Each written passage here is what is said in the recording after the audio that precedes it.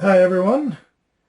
So for the second consecutive week, Amanda is busy working, too busy to join me here on this Facebook Live, but I will soldier on by myself. So today, for the Hit Subscribe Facebook Live, what I'm going to talk to you about is making money on the internet. So as you may have noticed, there is a virus going around, and everybody's at home, hopefully. I don't know. I live out in the country, so at home for weeks. Hopefully everybody's staying home, socially distancing, all that stuff. But, not to sell short the severity of this, I know that a lot of people who work in retail and kind of traditional presence-based industries are filing for unemployment or furloughed and are at home. And if you're at home, you might be sitting there hoping this is over soon and that you can get back to work. But you might then be wondering, hey, I've got this laptop and I've heard that making money on the internet is a thing, so maybe I should do that.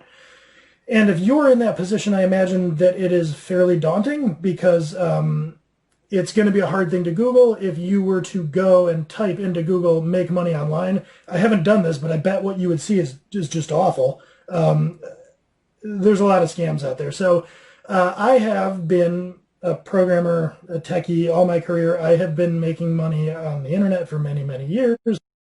Just kind of sitting here making internet. So I've learned a thing or two about it. And what I want to talk about here today is basically kind of a 1,000-foot view guide. If you were brand new to this, I'm going to do my best to kind of not assume you know anything and just talk through how making money on the internet actually works. If you're sitting there looking at your computer and thinking, I could probably make some money. I do want to say one thing. Towards the end, I'm going to talk about kind of what to look for and how to avoid maybe getting scammed. If you are looking at making money on the internet, it's kind of like making money, in real life, so to speak. Making money is a bit of a grind. That's true on the internet. If it seems really easy, be careful. It's not easy.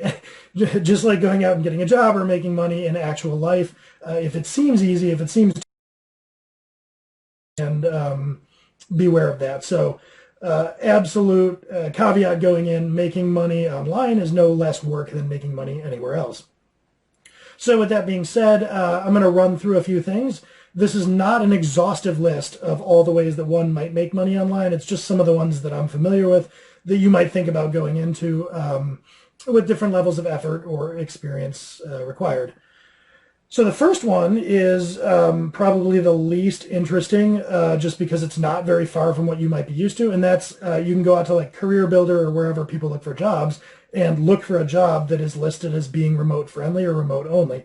So maybe you've spent your whole career going into an office or going into a restaurant, wherever you might be working, and now you're home, and what you could do is parlay some of the skills that you might have into a job that's available, just a traditional 9-to-5 job. It's just that you can work from home.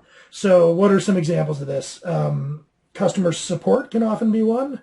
Doing things like bookkeeping, doing things like, so for, at Hit Subscribe, we have employees, account management, keeping the books, running operations, if those are digital operations, if you're doing things like editing, programming. All of these are things that can be done remotely. It's just that people kind of like to congregate, so with what are called knowledge work type jobs, those are often office jobs, but they don't always need to be. Fair warning, right now it's probably kind of hard to come by these jobs because probably everybody's applying to them, but they do exist and they're out there. So that's maybe thing one, is you could go look on a job website for the kind of jobs that you'd be qualified for or you think you'd be qualified for, and look for ones that are listed as remote friendly or remote only. Hint, right now that's like all of them, that can be done remotely. And hopefully, for the sake of a lot of people in the future, more jobs will be remote friendly. So step one, go look for a job.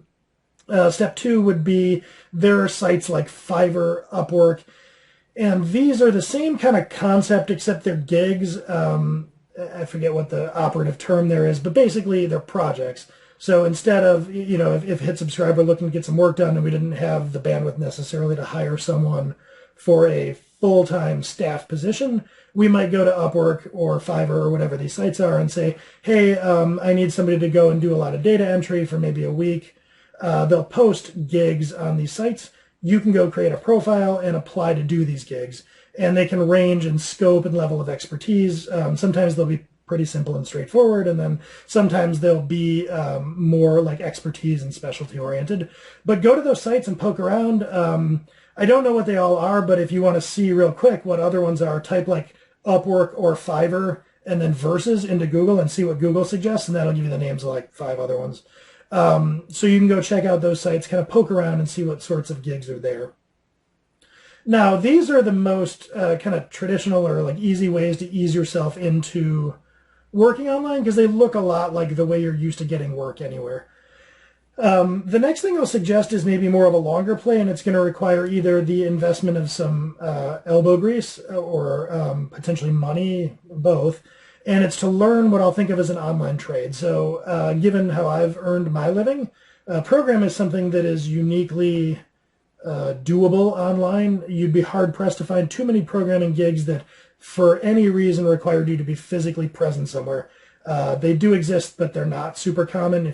If programmers can't figure out how to do their work remotely, we're all in trouble. So what you could do is decide that you want to become a programmer, take like a digital boot camp, or teach yourself programming through websites, Udemy, Pluralsight. Like there are websites out there where you can learn this stuff. That's a long play. You're not going to, teach yourself programming this week and then, have a $70K a year programming job next week. Like life doesn't work that way. But if you think you're going to be in this more for the longer haul and you want to learn to work remotely, learning a trade like that can be a great way to do it. One thing that might have lower barriers to entry is there are various flavors of virtual assistantship. And this is basically a vocation or a line of work that is sort of uniquely, hence the virtual, uniquely suited for the digital world. And if you take a course or you teach yourself how to do this, you can learn specific flavors of how to be useful in the online world. So it might be things like social media or operating WordPress, CMS. You might do it in such a way where you learn to specialize in bookkeeping. So virtual assistantship, teaching yourself this, taking coursework in it, is designed to, it's almost like trade school for digital jobs. So still a longer play, still an investment of either time or money or both to learn how to do this. But it might be quicker than something like programming or, something that requires more of a traditional piece of schooling. So let's get into maybe what you would think of as online hustling a little bit more here. Content is a big thing that you can do. Most of you, like let's say that you watch YouTube or, you read and follow blogs.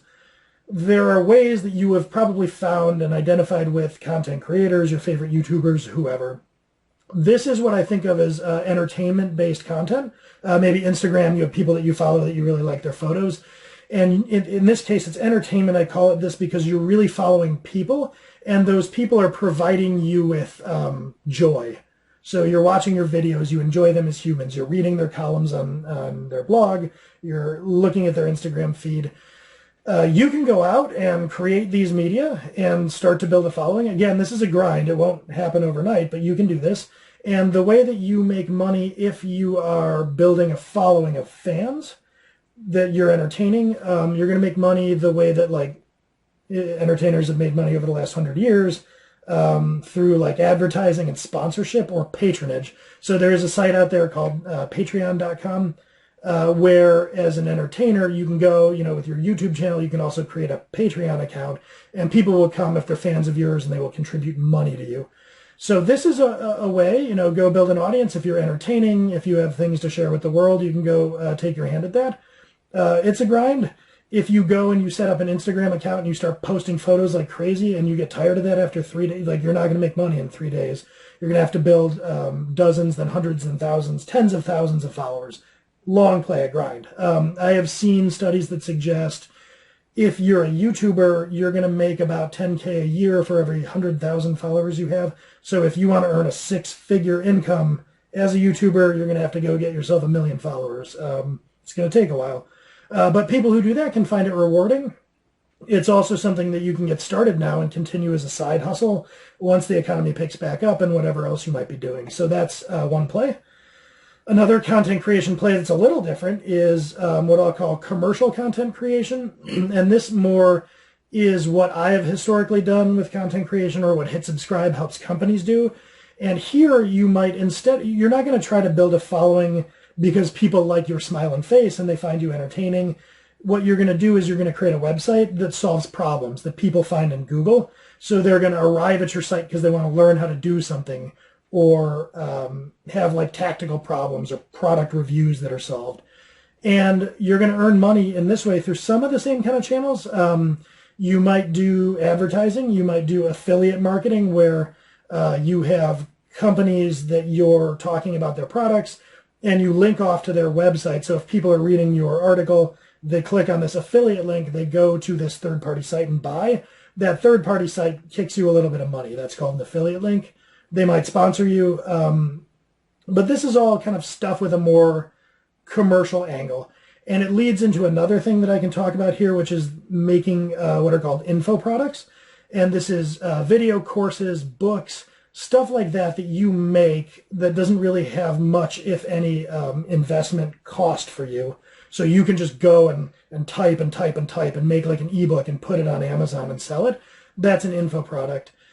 And commercial content creation and info products are often very closely related, because usually if you start making a website that you're getting traffic to and you're making money via advertising and affiliate links, a natural next step is to create an info product about the same stuff that you're talking about on your website, and have your website that you've built serve as kind of a funnel for your own info product. So this is basically where you're selling knowledge in the digital economy. So what's an example off the top? Like, and I'm really just making stuff up, but like, let's say that you ran a judo gym, dojo, whatever that's called, and now you're furloughed. Nobody wants to get within 6 feet of you. That makes judo pretty hard. I mean, I'm not an expert, but I feel like judo is hard to do at a distance of 6 feet.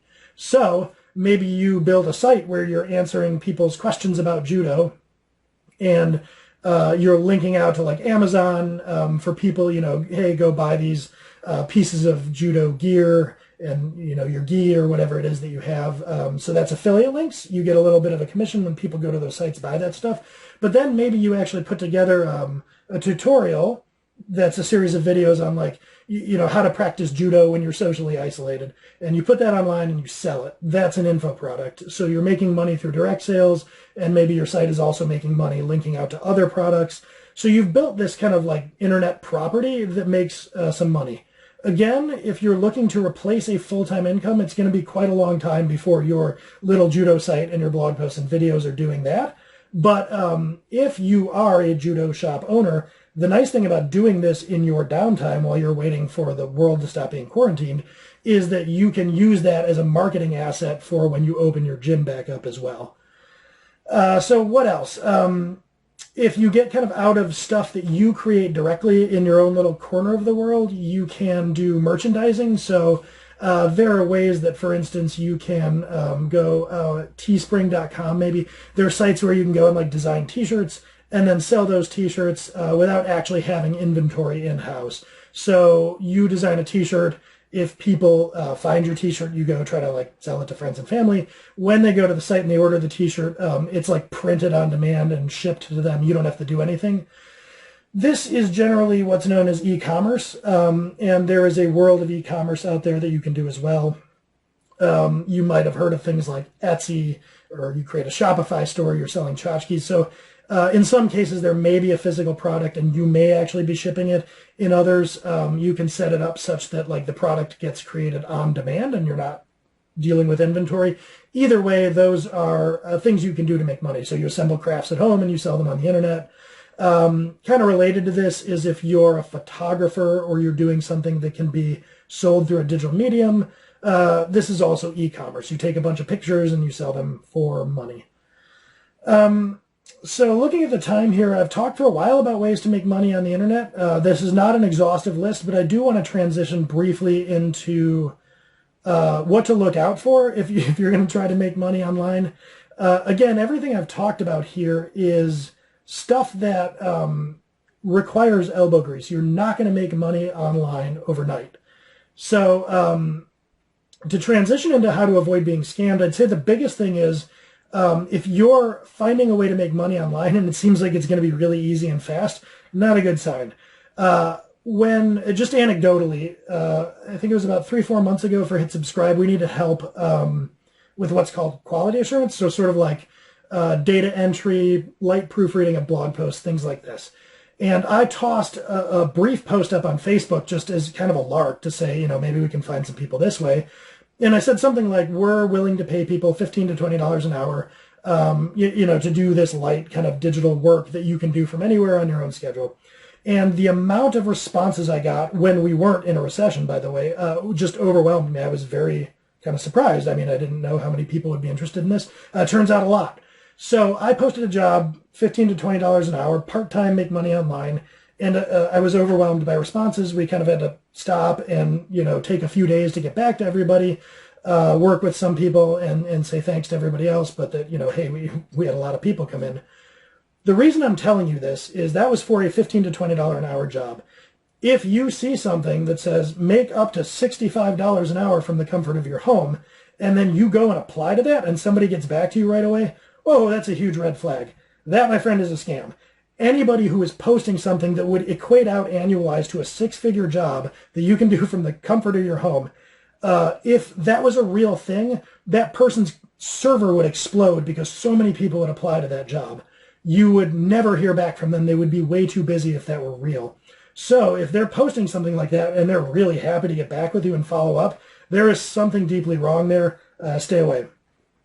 More generally, I will say that anything that requires you to bring money to the table for making money online for reasons you're not entirely sure of, be very leery of that.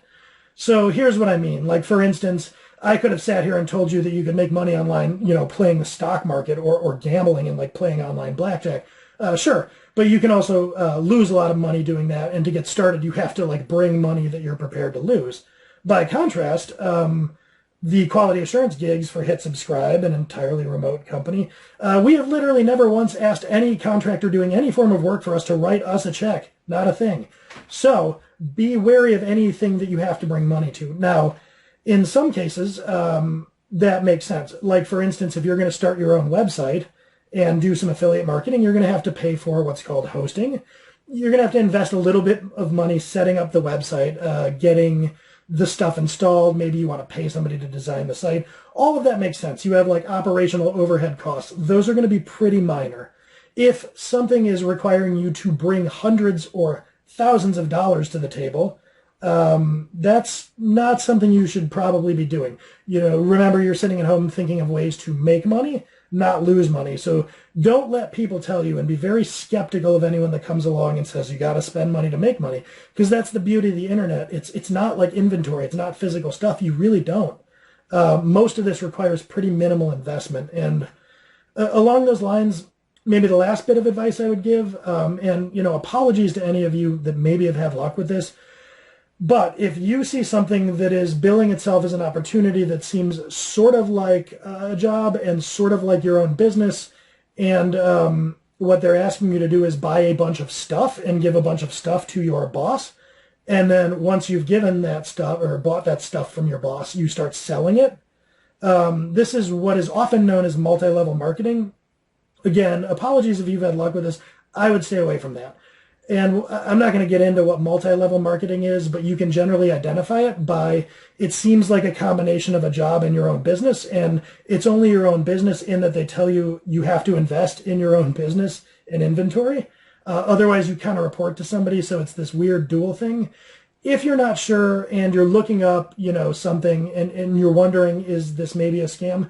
If you Google whatever it is and then space and then MLM and hit enter, if you see a lot of entries that are both people accusing the thing of being an MLM and the thing furiously denying it, that's an MLM. Probably stay away. So on the whole, to wrap, there are a lot of ways that you can make money online. It requires often a lot of learning. It requires getting creative, and really it requires a lot of elbow grease and like dedication and hard work.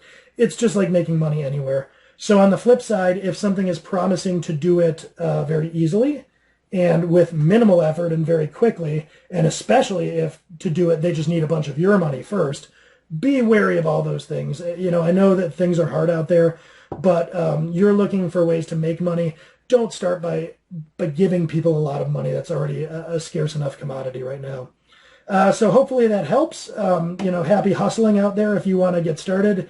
And just as a personal aside, if you're watching this and you know me personally, and you're just kind of curious about stuff, feel free to send me DMs or reach out. Like, I'm always happy to answer questions and talk shop. I wouldn't come do these videos if I didn't find that interesting. So thanks for watching, and we'll catch you next time. And maybe hopefully things are kind of taking a turn by then for the better. We'll see. Stay safe and take care.